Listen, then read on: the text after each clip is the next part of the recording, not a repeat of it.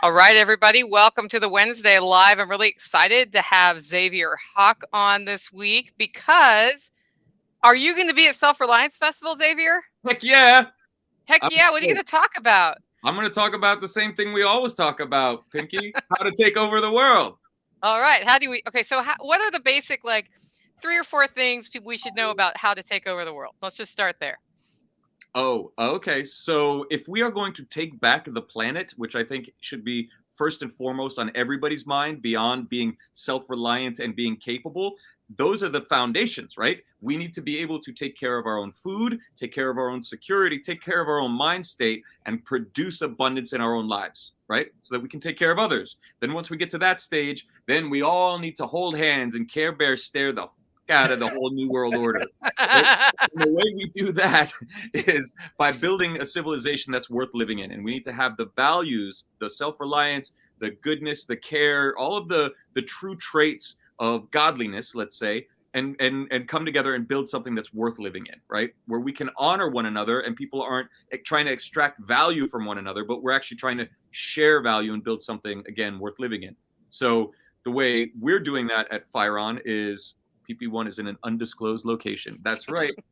Um, what we're trying to do is build the foundations of a society and a civilization incorporating all the fundamental verticals in, everything from security to food propagation to resource management and manufacturing, all the verticals that it takes to run a civilization and scale it, and then be able to provide a governance system to be able to do that. So for the layperson, for everybody that's out there, like, you need to be getting on top of your self-reliance, getting on top of your community building, figuring out what it is you need to live, not what you want, what you need. And then once you have those Mhm. and you have those channels secured, then you can start building out from there.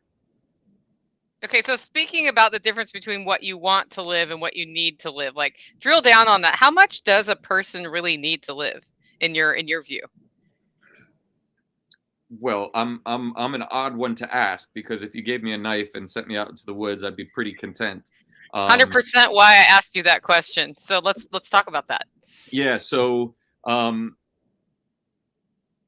one can eke out an existence, right, in that hunter gatherer mode, but it's harder and harder to do that in the continental United States at this point. There's a dude and his beau, his female companion, who are horseback riding throughout the Northwest.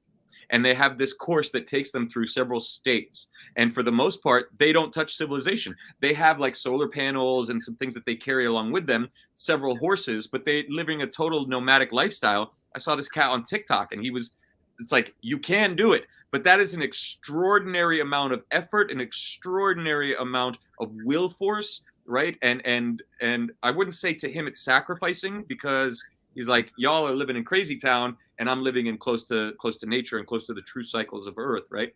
And so I don't think the majority of us would go and choose that lifestyle, but homie's doing it and doing it to a great degree and interacting on TikTok and like getting all of this outpouring of support.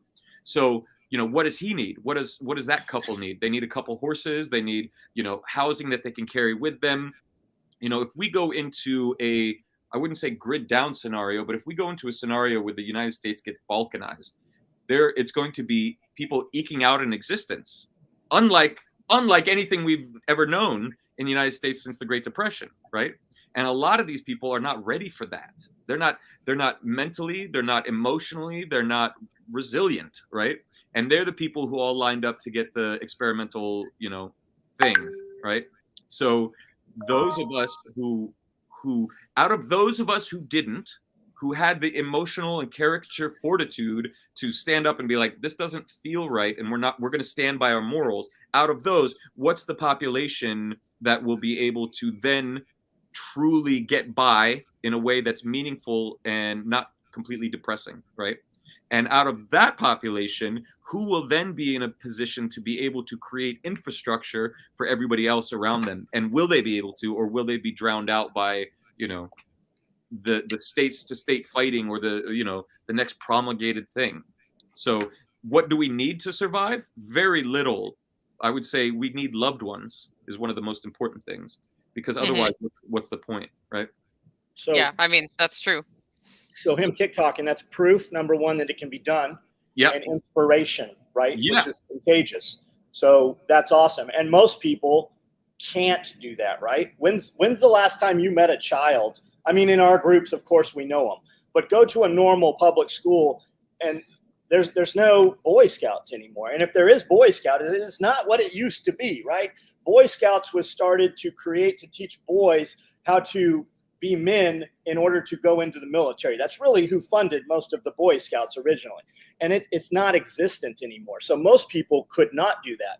But number one, stop asking permission. And number two, do good things. And imagine if your wants and needs overlapped, right? Imagine if what you wanted actually was the same thing you needed. It's not a Range Rover. It's not a sports car, right? It's not even a certain vehicle. But the wants and needs, imagine when they became the same thing, how at peace you would be. And I think a lot of the things you said in the opening portion of that, it's all distraction, right? Because you mentioned headspace and all those things that we want and that shit we chase, and we're constantly worried about some people we don't know, and oh, you can't do that, right? Trying to limit somebody we've never met nor will come into contact with. You see it on the prepper groups all the time. I'm going to collect. Oh, you can't collect rainwater. You can't have chickens. You can't do this. But imagine if we stopped doing that, the freedom you would have in your head, right? What if all those little piddly bullshit is literally to dumb you down and to keep us in that fight or flight, right? We're constantly in fear. We're constantly worried who's coming for us. What if that downgrades your mental capacity, right? What if, because they don't want you to operate at the highest levels?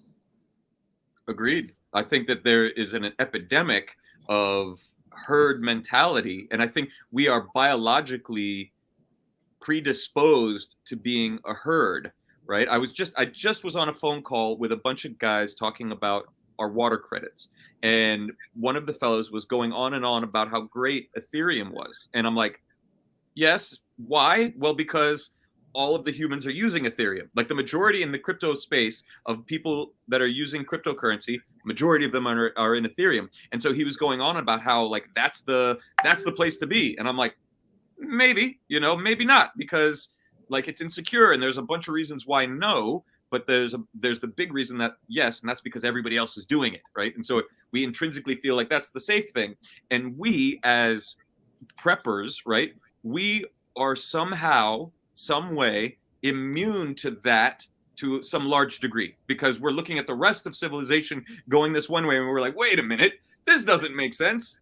Maybe I'm going to do this instead. But you have to have character and you have to have inner fortitude to withstand the subtle social pressure for that. And then even but we tribe up and we're like, I trust you, and I trust you, and now we'll make decisions, right? And that's even more, right? But it's because we have the same value. But we immediately go to that tribal thing. It's built in us, right? And to question that, there's got to be something wrong, right? But it's really, that's the growing edge of civilization, where somebody is willing to question those fundamental biological subconscious behaviors, find something different, and then get everybody else to go in that way, right? And so we as a community, I think, are all silently doing that without even recognizing it to some degree. Like we are trying to find a new route. Like we are water going down a river and most of it's going this way. We branched off and we're like, we're going to find a path through these rocks. And in our community of like-minded, rugged individuals who say something's bad is happening down this path, we're going to choose this other one. Like we keep like, horse like leapfrogging, and finding new ways of expressing this fundamental drive in us. And I think that we're all kind of going in the same direction. And even though there are people who are like, but this and that, and it's like we're all still in this together, whatever way you slice it.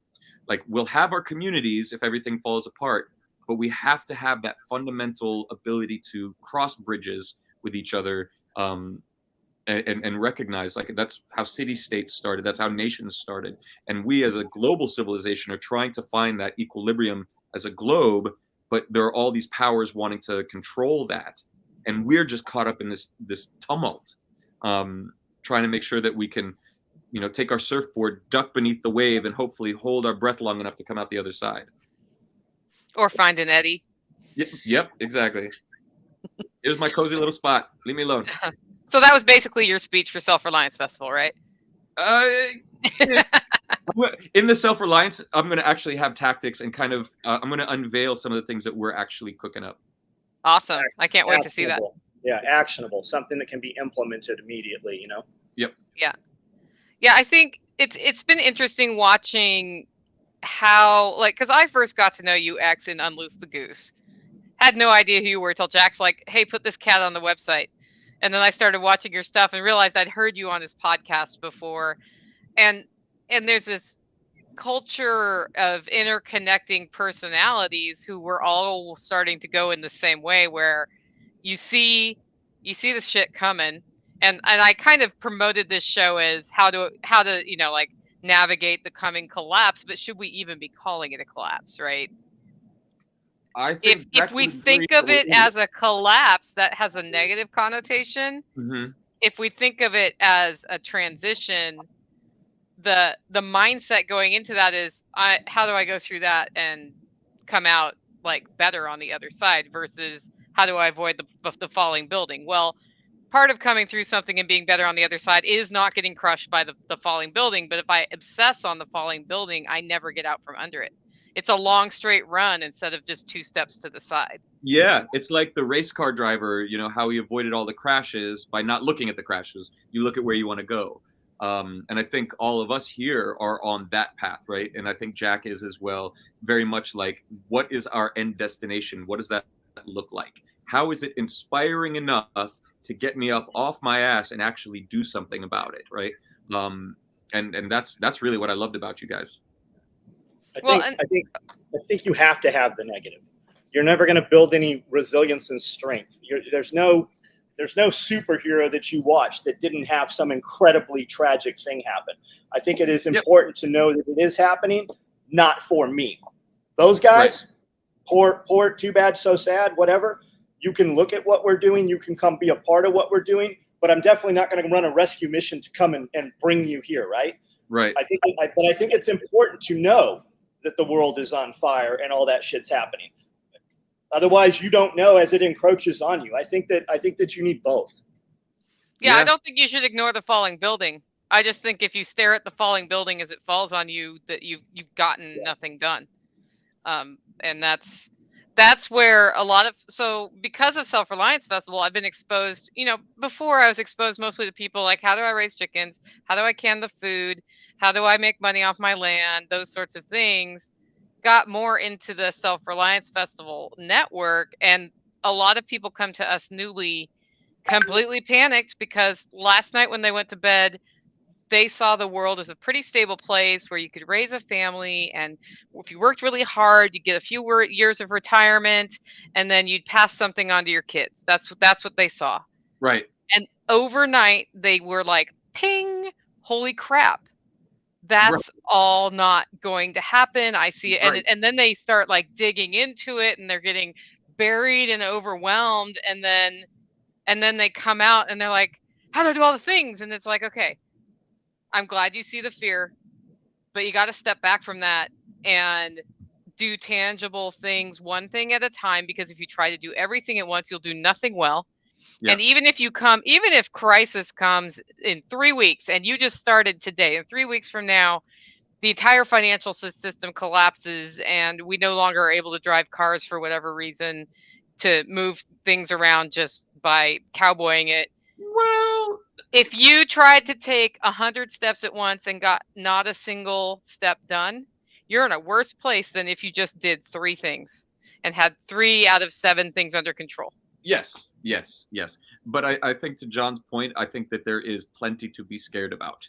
And I think that we are motivated both by, we are pulled by inspiration and pushed by fear, right? So it's like that in between. And I think because of our culture, because of our upbringing and our biology, I think we are far more, most of us at least, are far more pushed by fear, right, than we are inspired. And I think somebody like Elon Musk, he's like trying to get the inspiration thing going, because I think that's the only way we get to something positive. Because if we are only running away from things or motivated by fear only, it just gets us to a darker place, which I think is why we're here in civilization, in this inflection point in civilization in the first place. But like, all we have to do is look a year ago, what was going on? People were lining up to become part of some experiment so that they could get some kind of normalcy back. And it's happening again. They're fucking doing it again.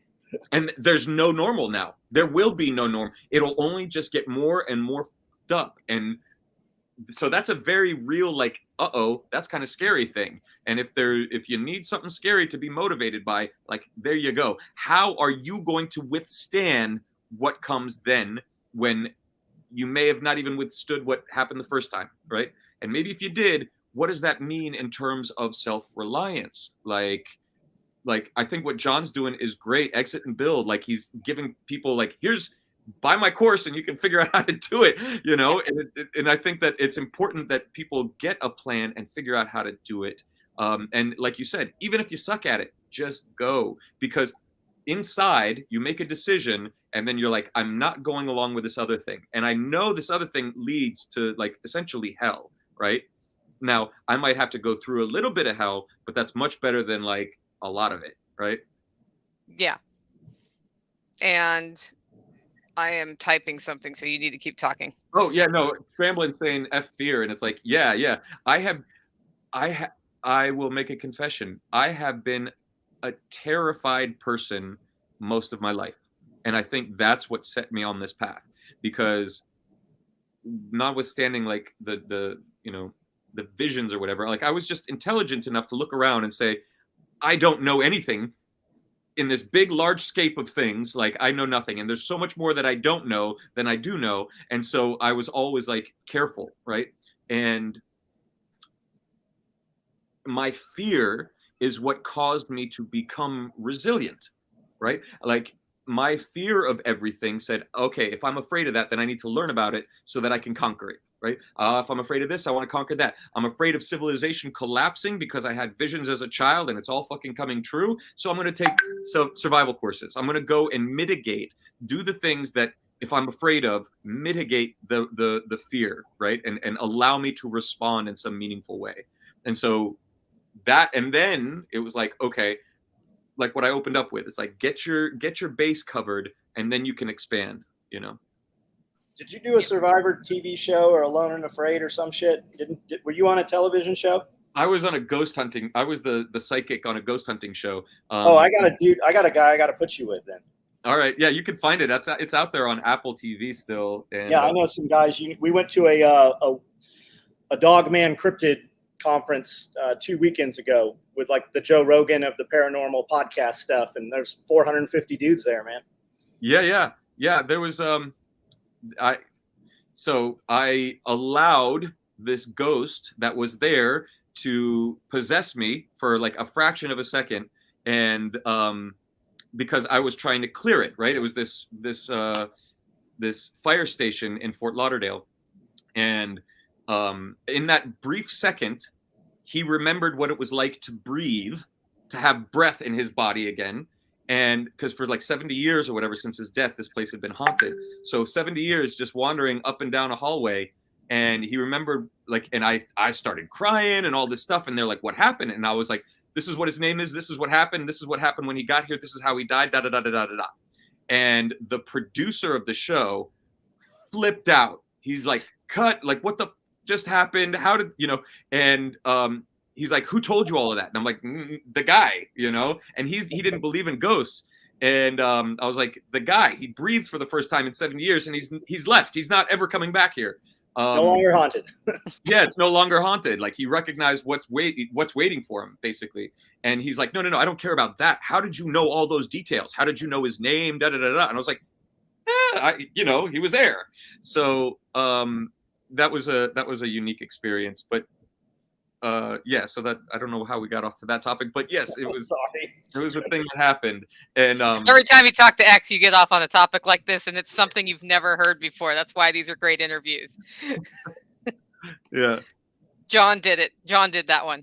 Well, okay, I got a way to tie it in, right? Yeah. So the ghost dancers, back in the day, these cats all decided to go and do when colonization was happening and the destruction of native life was taking place, in mass.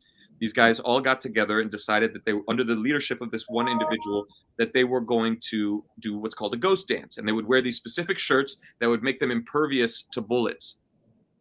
It was modernly interpreted incorrectly.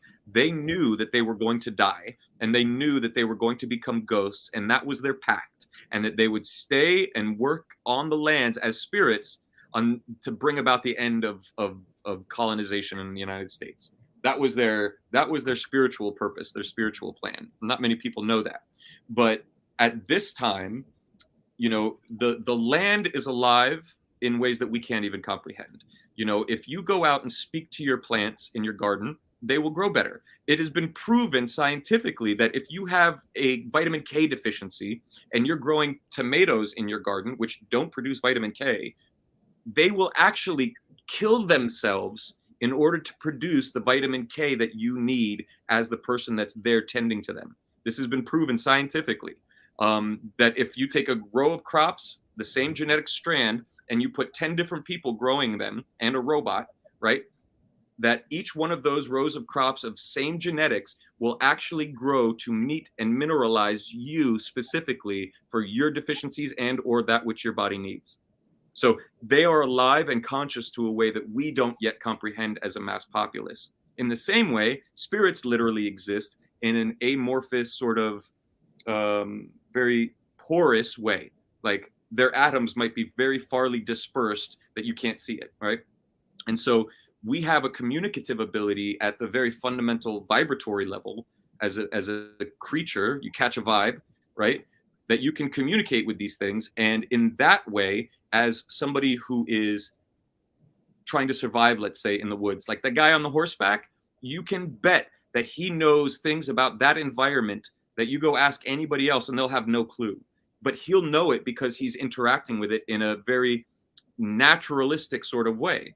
And he might not even understand the vibe or this, but like natives, people who lived close to land, were always doing that communication, to the degree that when colonizers came over and they saw, groves full of food, they knew something had to have made that, like a gardening at a permaculture level that we're not even close to yet. That, like, I guess I'm saying all of this because if you put your attention towards nature and towards what you need and not what all of this Babylon system has, you're going to ride through this whole coming transition a lot better. I mean, it's great that you bring that up, because one of the questions I knew I needed to ask was specifically about that research where the plants pull minerals that you need to fill deficiency. Do you remember who wrote that? Because I've had probably 15 emails in the last week saying, where do I find this research? Because to me, that's fascinating. Like, I felt pretty bad part of this summer. And one day I was just like, I remembered that I'd had this conversation with you. I raised plants at home. I cut out all food that wasn't coming off my property for a few weeks. Oh, cool. Under that theory, because I was like, I'm eating whatever. I'm going to eat from here and see if I just start feeling better. And I started feeling better. And then I brought it up on one of these lives a week or two ago, and people wanted to know more about that because that's fascinating research to read.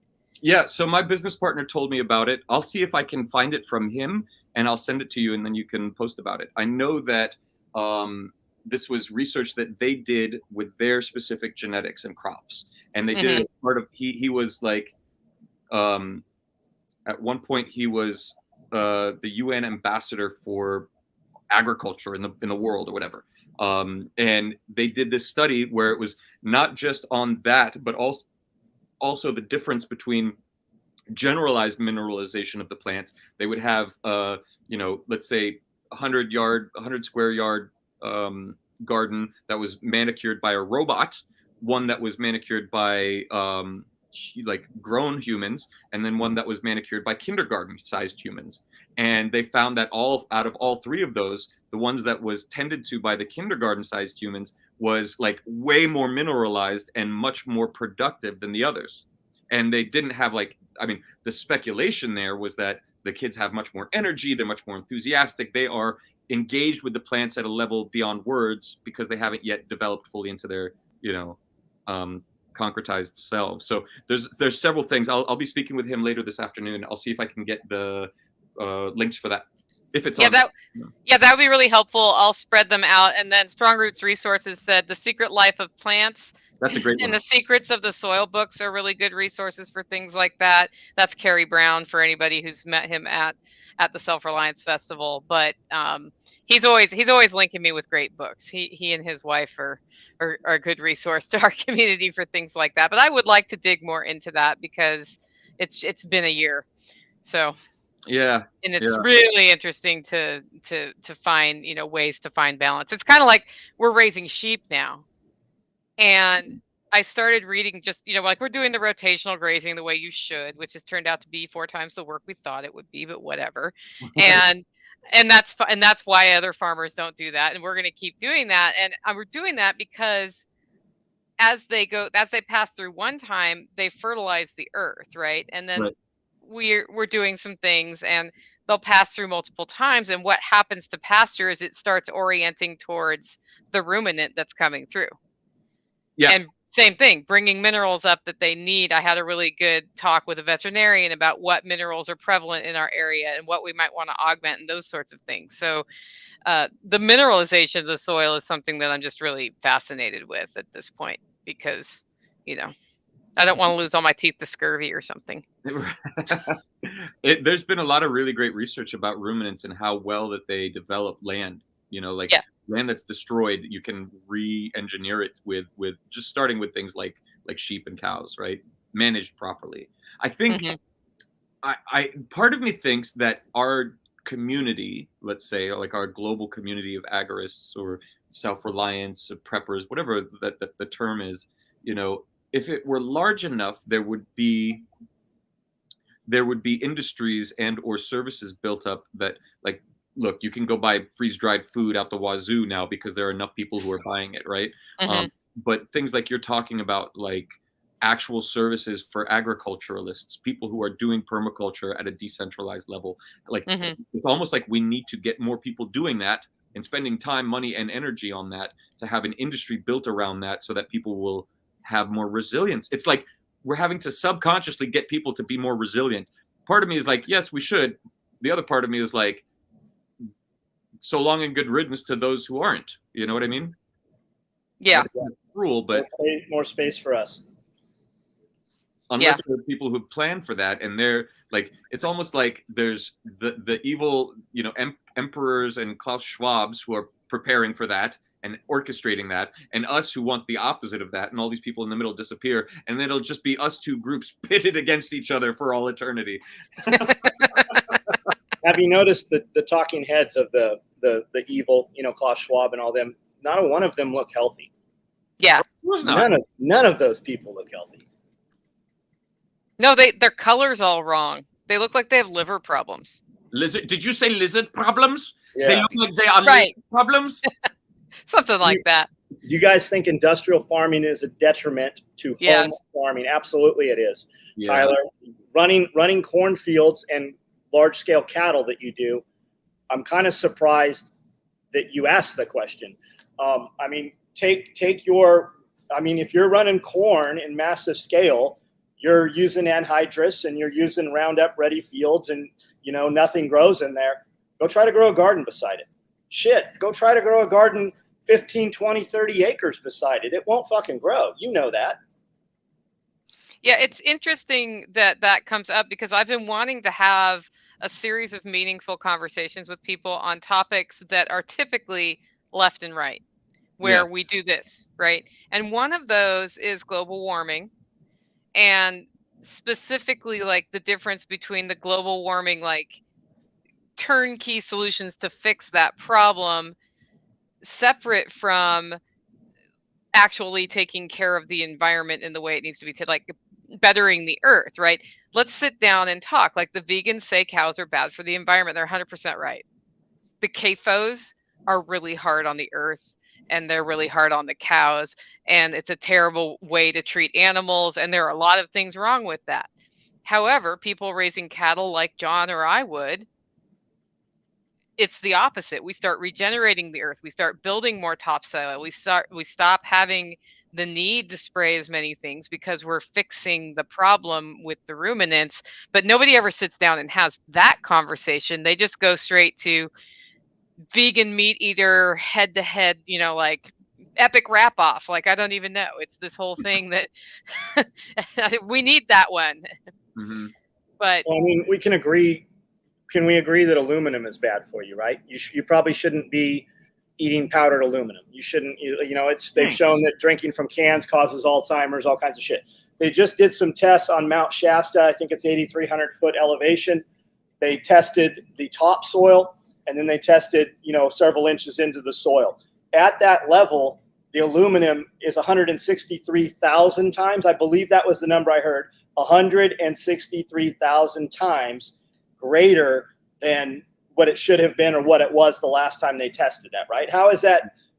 Where's that? We're putting that shit in the air. I mean, it's not, some of it's coming out of plants and they've closed down all these fossil fuel plants, but I mean, it's part of the weather control shit. We've been doing it since Vietnam.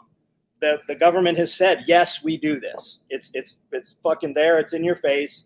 The research is there. Yeah. And they're putting all kinds of chemicals into the air. Yep.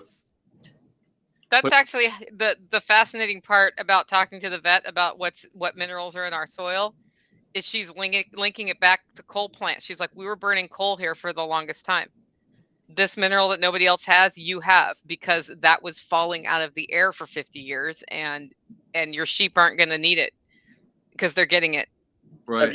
Have you looked into the salad bar mineral feeders? Like, your animals know what they need. Yeah, that's how we do it. Yeah, so when you give them an option, they don't have to eat the block that has everything in it. Yeah. No, we have specific blocks. I do have one mix I give them that's a bunch of micronutrients, but it's the sulfur block. They came with a sulfur block and a selenium block. The sulfur block hasn't been touched since they moved there. And that's why. It's because sulfur fell out of the air and they just don't need it. Got it. So I didn't stock up on sulfur blocks. I stocked up on selenium blocks. Got it. Yeah. Tyler, keep throwing out talking points, man. I get it. What is that? Is that an S next to it? Like, where's that quote coming from? Is it coming from?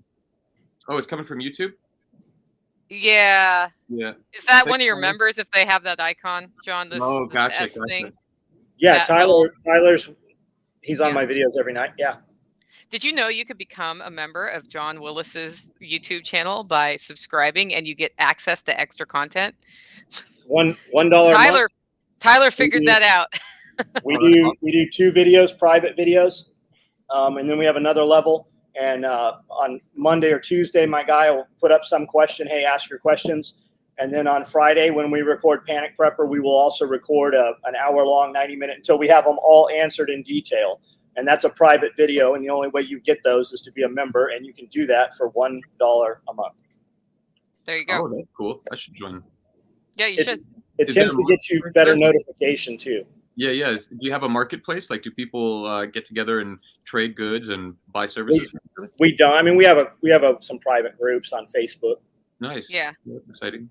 Yeah, that's actually something coming up from our network now. Is they want a better way to sell the things they're not using anymore, like fence chargers, or I don't use a big crock for fermenting anymore, right, or any of these things where people are like, hey, but I want to use a crock for fermenting. And Carrie Brown, who's from Strong Roots Resources, he's started hosting like a homesteaders like swap meet once a month. Like, but I think list. Yeah, we need to figure out how to get that online or what tools to use, because there are a lot of people who are now looking for things that some of us who've been doing this for a long time may not be using specific ones anymore. And there's no reason to not, resell that to each other. So I will take all your junk. I'll take all your junk. He wants all my fence chargers. So I use West Tennessee Farm and Garden, and then there's West Tennessee Farm and Livestock. I'm in 3 or 4 groups because obviously I'm not going to, go more than 4 hours or whatever to pick stuff up. But anytime I'm looking for stuff like that, it generally is within 90 minutes of here. Okay, so I got some questions for you Tennesseans. During the COVID lockdown operation, there were supposedly camps and detention centers or some kind of what is it called? Quarantine camps. Right there in Tennessee. So Nashville Fairgrounds is where it was said to have been. Right. I was there a lot because that's where they have the antique home and garden show and the flea market. I didn't see any people kept against their will. I did see some legend. I saw some verbiage that did look that way. I saw somebody came in and did, oh my God, this is a COVID camp. It's a soccer stadium they're building. I was there 90 days ago, probably. Could it be converted? Absolutely. It looks like the ones in China where they took the big pavilions and stadiums and put the bungalows and shit. Absolutely, it could be. Was it? I don't know. Okay, got it. Yeah, and I know that twice during the pandemic, Tennessee activated help of the Army Corps of Engineers to set up overflow hospital locations that were spun as quarantine centers. One of them, I think, was in the center where the opera is in Nashville, where they went through and like upgraded wiring and all sorts of stuff so it could handle having hospital beds thrown in there. And then when we didn't get the numbers that they were worried about of people needing to go to the hospital, they pulled it back out. I know that happened because I know somebody who worked on it. I think it's kind of like those hospital ships they brought in and they never used. Yeah, right. Because it was a propaganda operation that, Well, they're all but saying that now. I mean, they've even removed. YouTube has removed. They're no longer killing people's channels for talking about masks not working. I mean, they've removed a ton of shit. Even the World Health Organization, the CDC, all of those groups have completely changed and removed verbiage from their websites. So what do you think then? In your estimation, was it just a test run to see if people would buy it? Do you think they got enough people to become part of the experiment?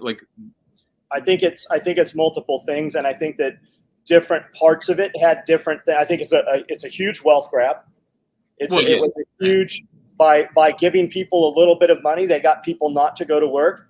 I think that they did lower the population. I think a lot of that experiment, like right now, everywhere is looking for work, right? So you can no longer stay in your apartment for the last 2 years. Now you have to pay rent, right? You can't squat anymore. Yeah.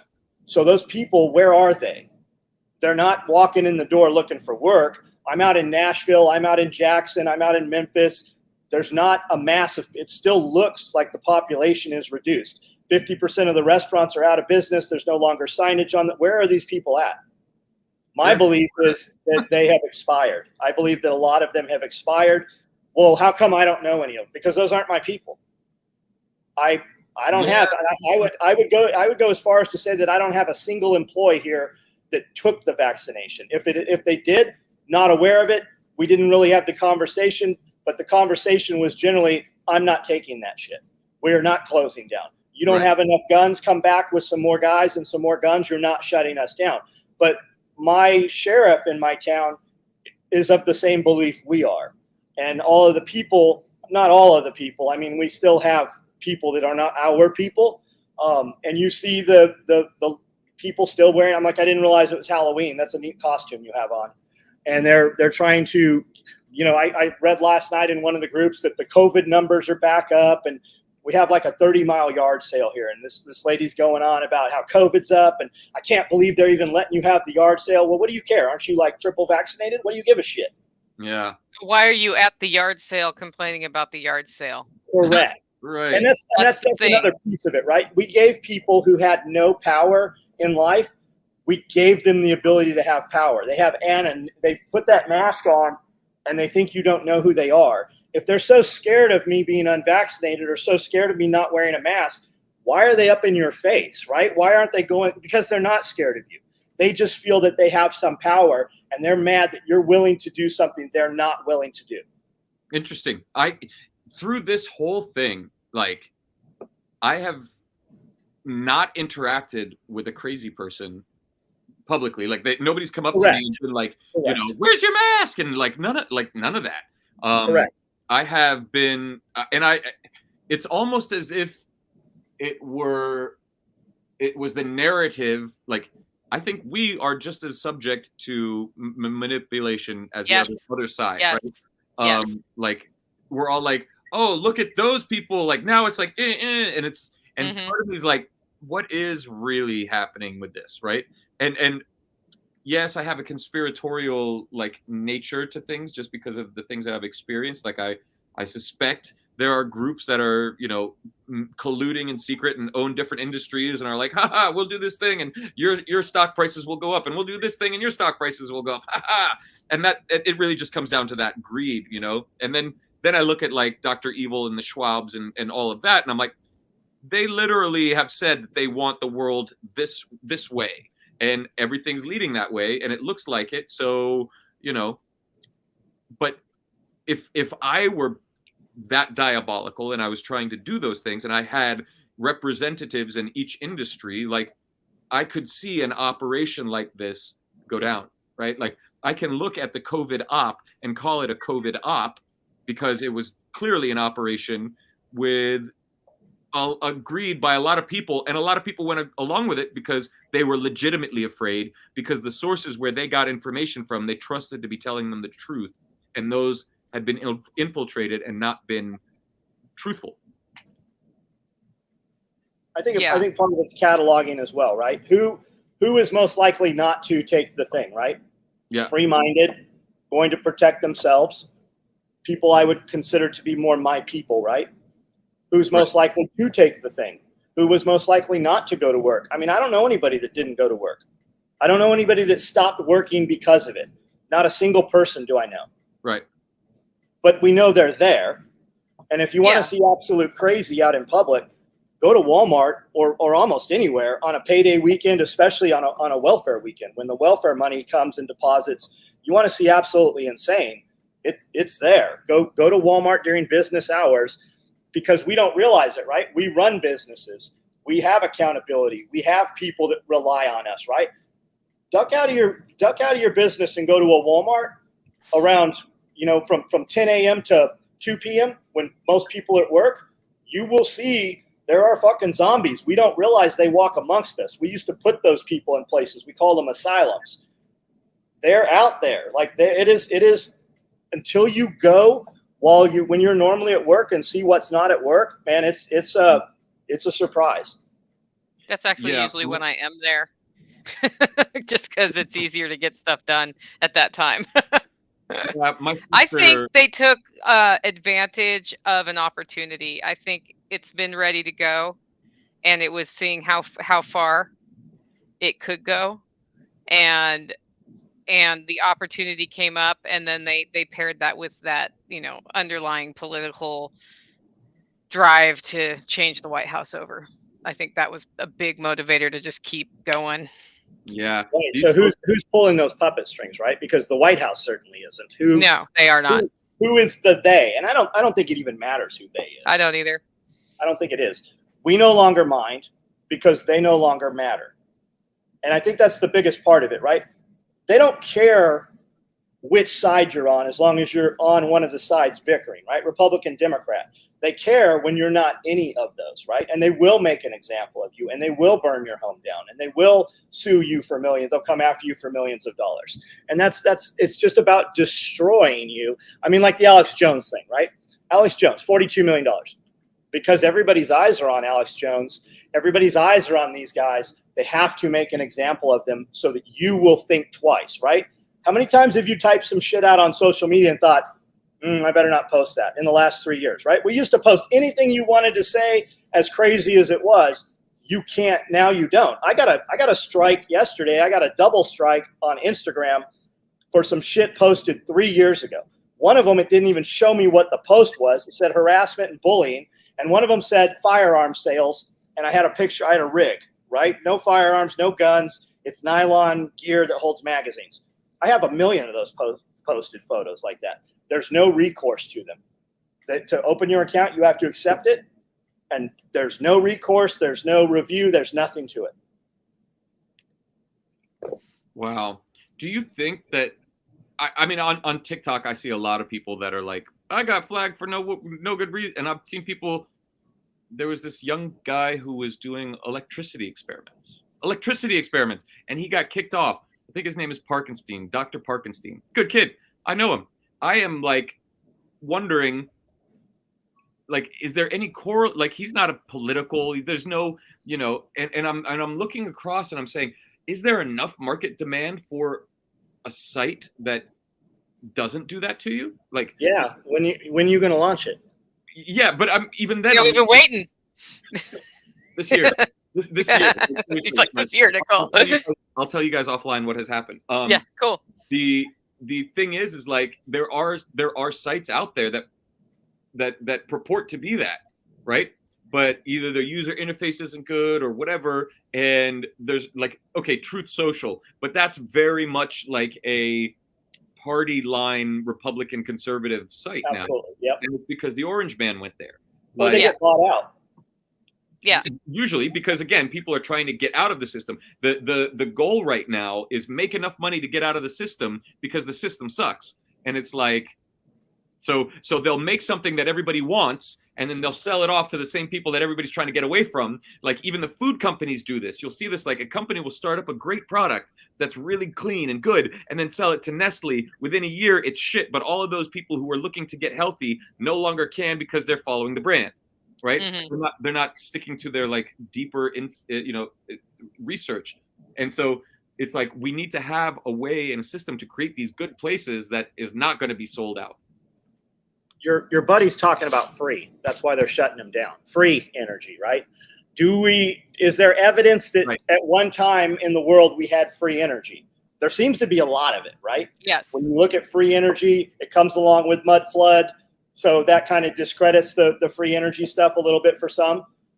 But it seems to be there, right? Did Tesla have something that made free energy?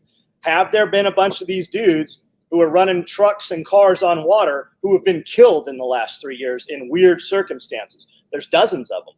Yep. Free energy, that's the thing, right? Is it really that far out there that the oil companies assassinated some people or bought some people out that had the free energy technology?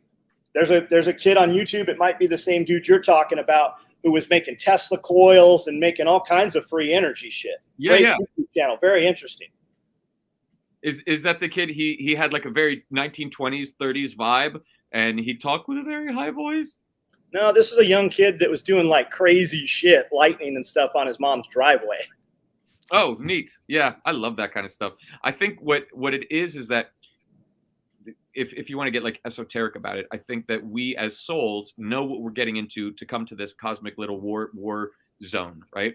And we come in and we're like, we're going to forget all this reason why we're here. And then we come in, we get born, and then we're trying to adjust to being in these meat suits, and we forget all of the stuff on the other side. And then by the time we figure it out, it's like, oh no, the conditions have changed. And I think that there's enough of us who are of this new way of thinking, which is really the old way of thinking, that want to avoid the suffering and hell of Babylon, right? It's like, you can use the Rasta terms, like, it is Babylon. It's like, it is a society built on lies, by coercion, by deceit, by manipulation, and you get these quote unquote benefits of ease of living, but really, if you look at your life, John, or your life, Nicole, has so much more meaning than somebody who gets up and goes to a 9-to-5 for just so that they can have enough money to get something that makes them sick, to live in an environment that makes them sick, and they're just suffering hamster wheel, like,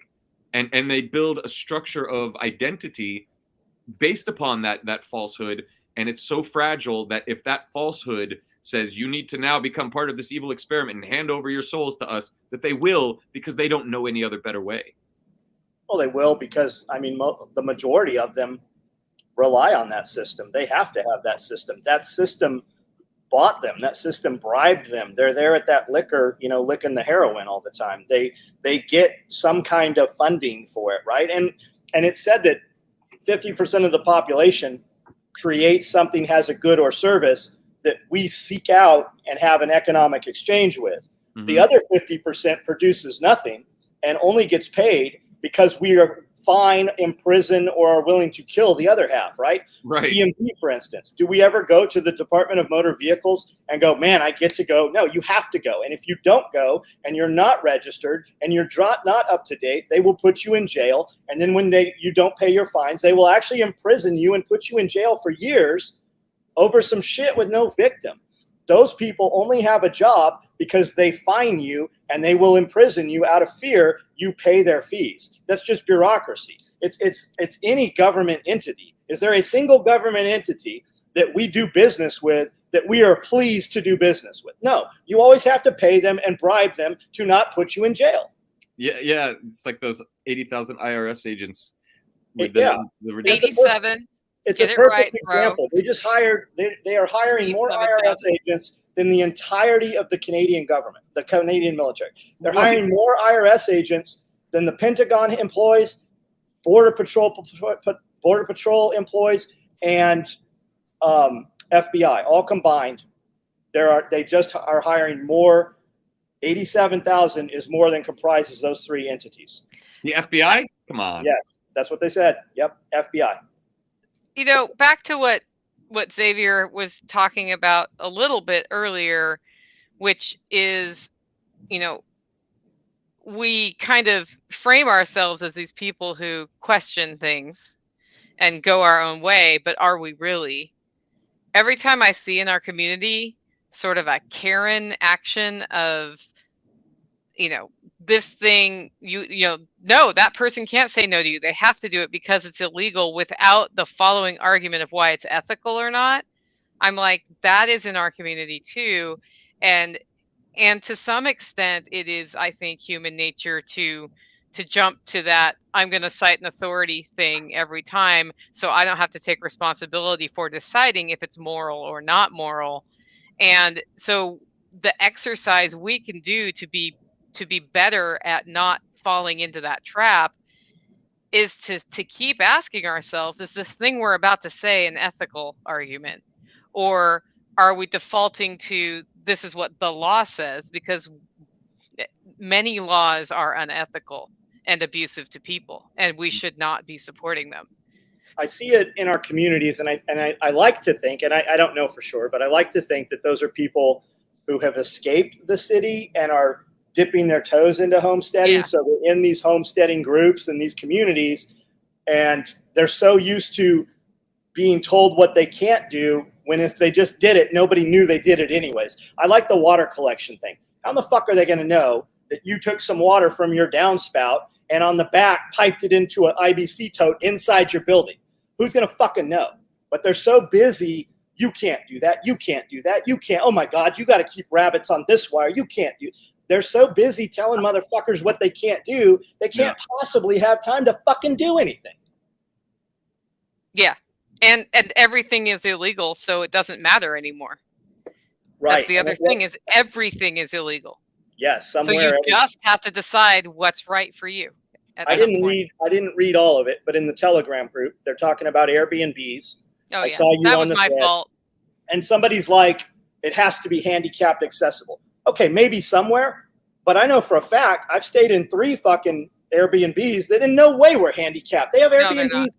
They have them in fucking fire towers, right? And tree Yeah. houses. Yeah. So why are we even having the fucking conversation? It was because I changed Airbnbs I know you did. because of a service animal, and the person actually was willing to go to some extent to allow it, but when I heard they had a bad allergy as the owner who goes to their own place, I was like, I'm just going to go over here where you don't have to go to all this extra deep cleaning, and it's not a problem for me to change places. So I changed places. Right. And that's what that was. That person was saying, well, you can show them this document and then they have to do it. Oh And I'm God. like, well, I don't want them to that. have to do it. I want to Right. have a good relationship with this person. And next time I don't have an animal with me, I'll probably stay there again. Who You know how takes you care- rate? You know how you rate Airbnb? How there's a rating, right? You leave Yeah. your review. Yeah. Can they leave a review on the client? Imagine if the client had to carry a bunch of fucking bad reviews with them. No, Yeah. they do. They review you back. Yeah, they can. Yeah. The 2 things came up for me when you were talking, Nicole, and frankly, you too, John. Earlier, so we need a vision of what we want as a civilization, right? Otherwise, you're going to get those, like you were saying, John. You can't do this. You can't do that. It's like, or people stepping in and being like, well, you can't get the rainwater because if we just had a vision of what we want, right? The United States was founded on, we don't want tyranny. So we're making this whole document and this whole thing that's going to last what we don't want, right? But nowhere that I have seen scouring the internet and the human history, is there a place where it says, here's a clear vision of what we want our lives and the world to look like? It's like survival mode turned into, abundance mode. But still, like, we need to be building. Like, Elon, again, is just the guy saying, we need to go to space. Here's a vision of what we want. Nothing about how we're going to do it, what it's going to look like. Like, let everybody figure out how to govern. Like, but we need a vision. And once that vision's in place, it's like a bunch of artists get together and miraculous things happen. Like, they just figure out the vision of what they're building is more important than their own little squabbles or feelings, right? And the idea of telling one another we can or can't do something is only because they're not focused on building something, right? If you're focused on building something, all of this other stuff kind of goes away. But when you're focused on building something by yourself, it's going to be uniquely yours and other people can encroach. But when you cooperate, if we can come up with a good way to do that, then we can build something together that's fantastic. The other thing was like, that takes kindness. Like, I don't want to force. Look, if somebody came to me and said that they were a they, them, or a he, she, or whatever, and they weren't doing it out of a manipulative, like, I'm trying to get you to be PC or whatever, but genuinely felt dysphoria or whatever, and they felt that, like, I would, like, out of respect, out of kindness, out of like, I want to love you as a human being, and I want to be a demonstration of God's love in action, right? Because we're kind, like, ideally, we want to build a society that has that as the foundation, that kindness. But that kindness has been weaponized. And when you have to force somebody to be, well, you need to allow my service, but you're making them it's like you're doing the same thing government does at that point. You will do it or I will hurt you. And that's not voluntary. That's not kind. That's not good. And you can't build the society I want to live in with that kind of shit. Well, and that's why I love how the community that's in the chat of this live stream and that we get together, like, the best feedback I ever got on how our community works, and I think it was probably Billy Bond who was explaining it on his show. I heard it, and he was like, you come to this, we're all motivated by similar things, and it doesn't matter if you're black, if you're white, if you're gay, if you're straight, if you're a dude dressed like a girl, it doesn't matter. Right. What matters is that we come together and share insights and skills and learn how to do new things. And if somebody's like, hey, I want to learn how to take care of myself, there's somebody there who's a little further along the journey who can say, I'll show you how to do that. I mean, I've been mentored by a bunch of people in the community. I've mentored people in the community. It's like we set up a mutual mentoring scenario and everybody grows. And that is why I like that. That doesn't mean that, I'm ignoring the negative. It's just that to me is a better solution than running around with my pants on fire. But we say that every time we talk about Self-Reliance Festival. Nicole, yeah. You say that, Billy says that, I said that. I mean, I've said it 1,000 times. I'm a little more tough love. I mean, I'm okay with two out of 1,000 not making it out alive. Like, you better toughen up. This is right. I'm not you guys have chairs to sit here because Nicole is soft and kind and gentle, because there wouldn't bring your own chair, guys. Bring your own chair. Like, if you can't stand, you got some bigger problems. Yeah, I bring 20 chairs to Self-Reliance Festival, and there were more than 500 people there last time. So the other chairs showed up with the people. Yeah. Bring your own chair. Yeah. BYOC. So what are some things, so that the audience knows, what are some of the things they can expect to experience at the Self-Reliance Festival this October? The thing is, every time we do this event, there's more. Right. I'm pretty sure we have a Sawmill coming. What? Have you ever watched that go down? Yeah. So yeah, making your own lumber is really cool. And I haven't gotten 100% confirmation on that, but I'm pretty sure it'll happen because he wanted to come last time, and I know it'll be an awesome demo. Joel Riles, do you know who he is from Fortress K9? Yeah. He trains defense dogs, and he's bringing them out and doing a much longer demo of what his animals can do.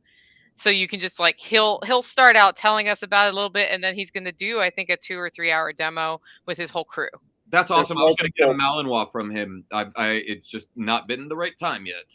Yeah, he's doing multiple demos. His dogs will climb ladders, cross tight ropes. That's cool. I mean, just to see, I mean, we know the capabilities, but to actually see the capabilities of those animals. So you obviously have dorm rooms for everybody, right? And like free showers and for you maybe. And so early October gets sort of chilly up in the mountains there. What is It'll be nice. It'll be nice. It'll be perfect. It's perfect for camping. Yeah, exactly. And so you wake up like 7, 8 a.m. and then there's like food, or you make your own food. Like, just run me through a day. Yeah, so typical day. So the day before Self-Reliance Festival is an add-on workshop about plant guilds and trees, where we're going to plant out John swales with Billy Bond. And that one, people come, we'll have a little coffee or something, we'll do the class, lunch is served, and then, free afternoon. What's going on during that time also is all the setup for Self-Reliance Festival. So vendors set up, all of these things, parking will be set up, and there's tent camping on site for that. And I've had a lot of questions about camper, like, can I have my camper there? The answer is no, but there are other places your camper can be that are not very far away. Some of them are paid campgrounds. John has said we can put them in the parking lot of his other location. And there's another spot nearby that's hard to describe, but if you come with a camper, we can totally show it to you where it's a little more secluded. But the fact of the matter is, in order to fit 1,000 people on this SOE compound, campers take up too much room. Right. And it's just not going to work. And really, there's nowhere to put them, especially with the swales in now. You would have to like drive over a swale like this with your camper. It's not going to work. And so we've got a place, literally, it's less. I mean, if you're in the worst shape possible, it's a 5-minute walk at most. Yeah. We have a place we can put a lot of vehicles.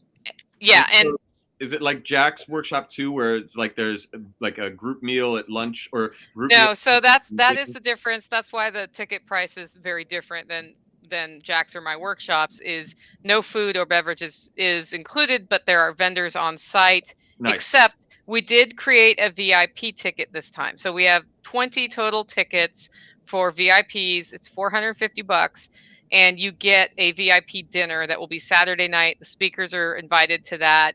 And then the 20 people, plus you get a parking place on the SOE compound and a t-shirt, which is not this t-shirt, but we have an SRF t-shirt in production. Awesome. You'll get access to the digital recordings as part of that. So that's like a package deal. But typical day is we get up, we kick off, we have speakers on one stage, we have speakers on another stage, and we have demonstrations going on all over the place, plus vendors in tents, vendors inside the sewing factory. You can shop all day long at SOE and spend all your money on the best made tactical gear in the entire world. It's all right there.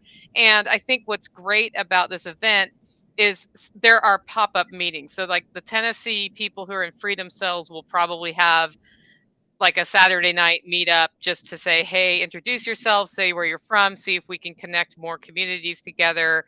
We had a flea market last time that somebody ran where you paid $10 and you could just put your stuff to trade out in the campground. Is there a barter table? I don't know. Flea market person, if you're hearing this right now, you should reach out to me because I will put you in charge now, and then we can tell people. Carrie Brown, Strong Roots Resources, and Dawn, who's on here as well, Autumn Dawn, are putting together a community connection effort this time. So they're going to be coordinating people, sharing information, and connecting people who want this with people who are looking for that as part of the whole festival, because we've been coming together enough now that people are like, okay, now how do we stay in touch? What about how do we stay in touch? What about musical acts? Oh, yes. There shall be music. You know I'm singing, right? I'm totally singing. Yeah. Me too. I'll be singing some Sauce songs. I'll probably do some covers, and then Testimona is going to play as well. And I don't know. I don't think you met Annie and Toby, but they're going to do a set. And I'm really excited to see that creative layer coming on.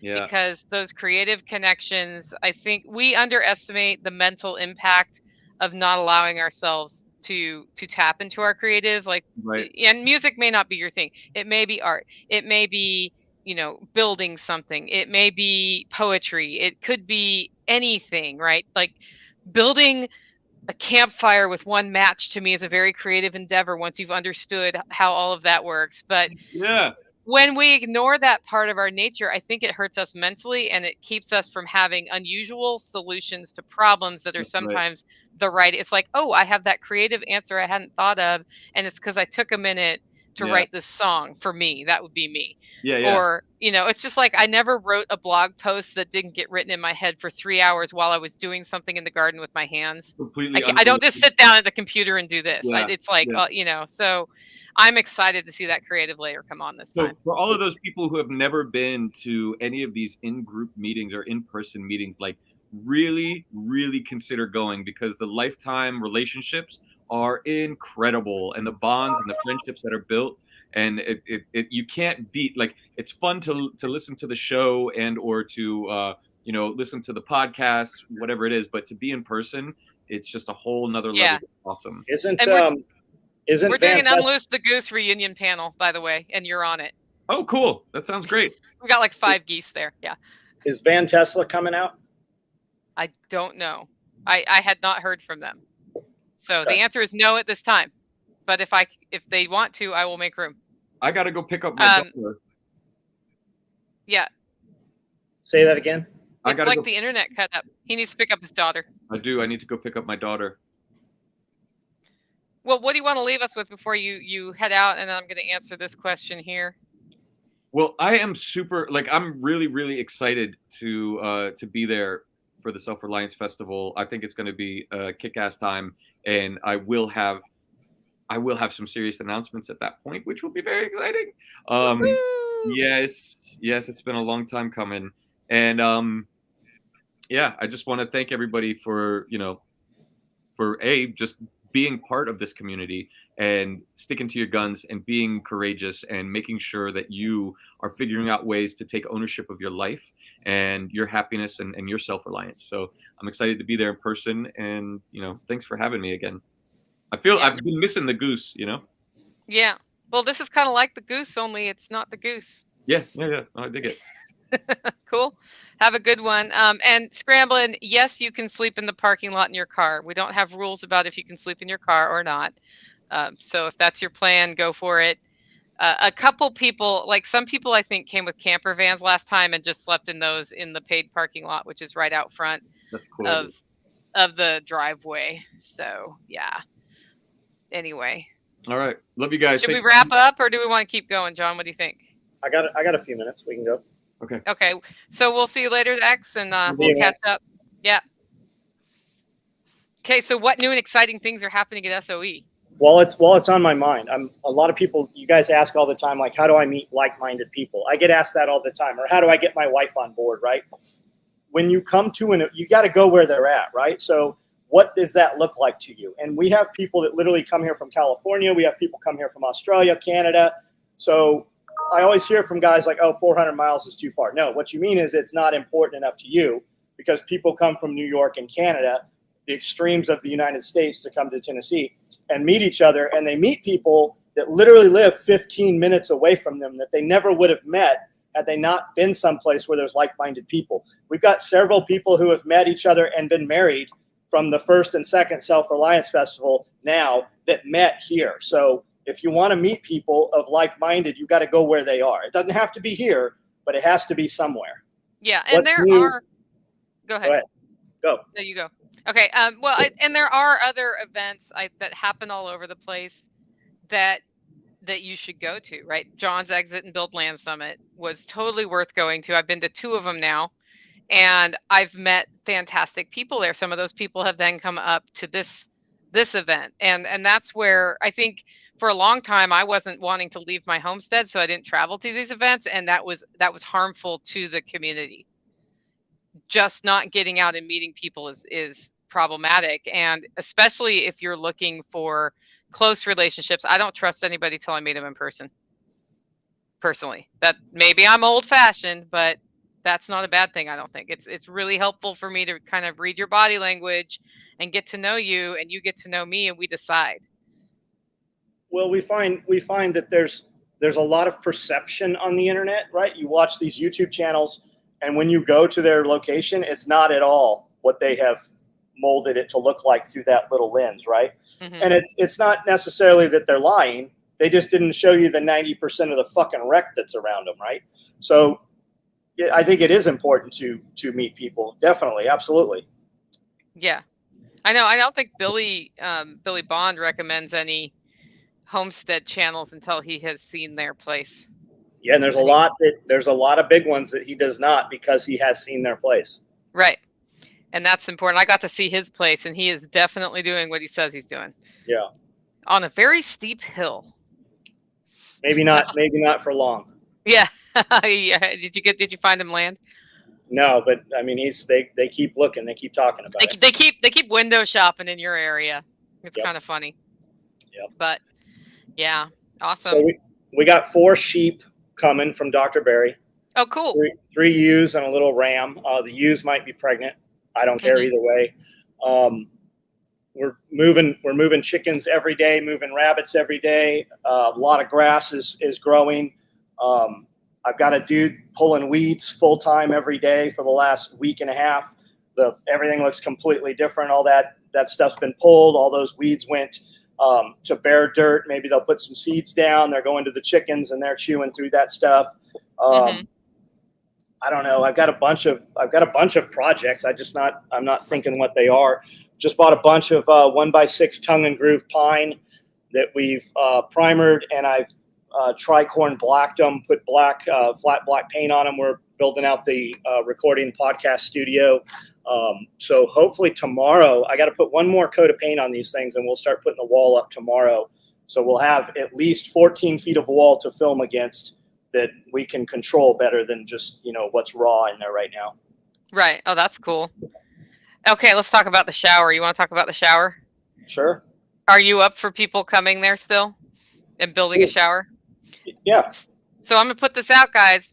I need 5 people who have enough skills to be able to run drills and hammers and frame an 8-foot wide by 6-foot deep building that we will have a divider down the middle of. Think like you're building a deck. Under the deck, there will be something set up for the drain that I will explain to the 5 people who reach out. And that is for the outdoor shower. And we are going to want to roof it as well.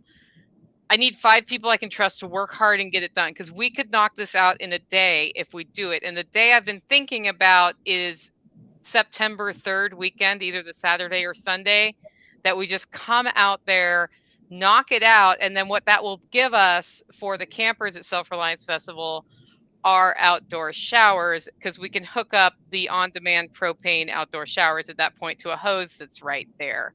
And right now I have 2 people, so 3 or 4 more would be really awesome. If you are interested in helping with the shower build the first weekend of September, let me know. Nicole at livingfreeintennessee.com, or go to my website and click on contact, and that'll come to me. And of course, if you go to selfreliancefestival.com and hit contact, that also goes to me. But just get in touch with me. Rather than making this an open free-for-all GSD thing, I think it's important that we get 5 or 6 people who can just hold the lumber, screw the things in, and get it banged out as fast as possible. And that will make the whole thing way better, just to have showers. And I know somebody else, just so everybody knows, is building a hand washing station to hook into a different hose so when you use the porta potties, you have running water to wash your hands. So Ryan's doing that one already. So John, I'll keep in contact with you on schedule for that. I wanted to make sure that weekend was still okay. If it doesn't work that weekend, we'd like to do it the weekend of the 10th, but I prefer 1 week earlier, because if it takes longer than everybody thinks, then we have an extra weekend. And we really need to dig a trench from it to your swale for the drainage. That's easy. That's the least of it. It won't take an hour to dig that. Yeah. And I think we're thinking 4-inch PVC pipe goes out there, and then that'll be cool, because your swale will be dealing with the gray water at that point. So kind of another function to stack for you there. Okay, and then Dawn says, don't forget the Keto Carnivore Challenge. How is everybody doing on there? Anybody in this live feed doing the keto challenge that we started 3 weeks ago with Toolman Tim? He just texted me. He's lost 17 pounds since then. Who did? Toolman Tim. Awesome. He texts. So here's what he did. So I'm on vacation this week, something I haven't done in about 8 years. And he texted me yesterday. I got the following it said, "Hey Nicole, how's your vacation going? How's the keto challenge going?" So here's what Tim's doing. He's making sure I do my best to stay keto on my vacation. And I was literally sitting down to a platter of raw oysters, and I'm like, it's not that hard here. It's just seafood, right? So, but he told me he lost 17 pounds. We've got Autumn Dawn is doing it. And Mr. Ike is doing it. That's great. Are you guys making any progress? That's what I want to know. I haven't weighed this week because my scale is back at my house, so I'll weigh when I get back. But I was down 7 the last time I checked, and that's not bad. So for those of you hearing this for the first time, you can still join. The keto challenge is simply go strict keto between now and Self-Reliance Festival. On the day you decide to start, measure your weight, and right before Self-Reliance Festival, measure it again and let us know how much you lost. You don't have to tell us how much you weigh if you don't want to, but let us know. We'll have a whole little sharing there. And part of why we were motivated to do this is you cannot survive crisis of an extremely physically demanding nature if you aren't fit enough to walk, or if you can't go around the corner, or you can't lift something up. And when we become portly, it gets harder to do that thing. You have more of your body to move, so it's harder to go as far. It's harder to lift things up because you're lifting up your body with it, and that's pretty interesting. Oh, Joe, check this out. 2 weeks off, 2 inches off the waistline in 2 weeks. That's why we bring Dr. Barry out to the Self-Reliance Festival every time. This time he's going to do something a little bit more intensive, more workshop style. So I'm super excited. Yeah, and Amanda says, take measurements and pictures. The scale may not move, but your body will change. That's true too. I stuck at the same weight and went down 2 jean sizes at one point last year. So that was not a sad time. And yeah, no idea how much weight, but clothes are a little looser. Isn't that a good feeling? So, and SHTF Fitness will be speaking, so he can tell you the next layer of building strength and enduring into your later years. My favorite quote by my CrossFit coach was always, "I can't add years to your life, but I can add life to your years." Mm-hmm. Think about that. Every problem we have when we're young that's physical in nature, that's in our control, amplifies when we get older. And so to the extent that we stay more fit, we're gonna end up in a better place, or as good a place we can be as we go into later years. So awesome to see that there are people on here excited about the keto challenge. I'm sticking to it. It's hard, but I'm drinking my fizzy water here. Anything else you want to cover, John? No. Awesome. Well, guys, we're going to keep this live stream kind of short today, and we'll be back next week with Bear Independent. Awesome. So we'll see you then. Right on.